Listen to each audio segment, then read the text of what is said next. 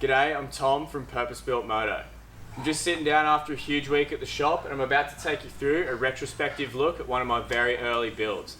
This Yamaha Scorpio was done as a second or third project that ever came out of the Purpose Built Moto garage when I was still working out of my home shop. So let me take you through end to end on everything we did and I'll get a little bit nostalgic with you along the way.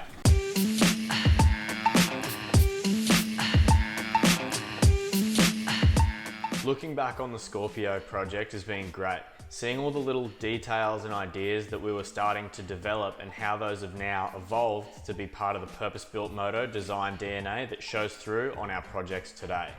The Scorpio isn't a high-powered bike, so to get the most out of this project, I want to accentuate the fun factor, making every bit you could squeeze out of it enjoyable to do so.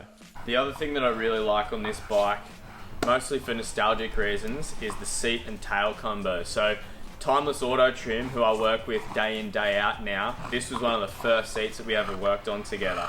I explained to him that I wanted to carry the blue line over the top of the bike, so I sourced this nice oil pull-up leather and we sort of crafted this seat and then this leather strap actually holds a Cafe Racer tail down, and we managed to figure out a way to work in the brake light as well. Being so early on in the piece, this one was something that we just figured out completely on the fly. No real idea what we were doing going into it, but I think it's held up well. It still looks good as it did the day that it rolled out of the shop, so I'm really proud of this little piece that James and I did together. When I stripped the motor and carb down, I found the old carburetor had been severely messed with two cross-threaded and stripped jet components. The complete carb setup was replaced with a 30mm Coso Performance carburetor.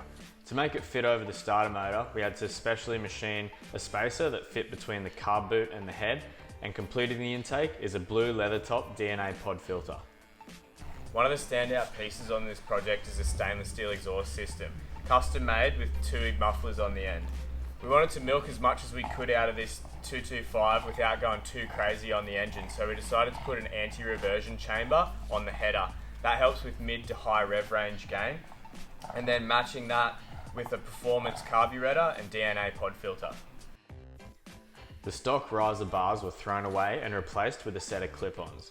Using the stock bar mounts, a small piece was machined to house the digital Motoscope Speedo, painted in a midnight blue to carry that colour scheme over the top of the bike. The lighting and electrics were upgraded all round. The Scorpio wears an early version of the 5.75-inch Flashpoint LED Headlight with hollow tip blinkers. The slim, purpose-built Moto push buttons were used that speak to the black box control module that's hidden under the seat. Other accessory upgrades include an anti-gravity battery, new levers, and bar end mirrors fitted on the end of some custom blue leather grips. Being totally blacked out to begin with, it was a lot of work to get to the all silver with blue highlights that I wanted.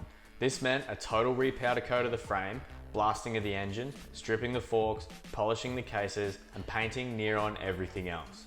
The finished product is a lightweight Cafe Racer with a serious touch of class, topped off with a set of Shinko 270 Super Classic tyres.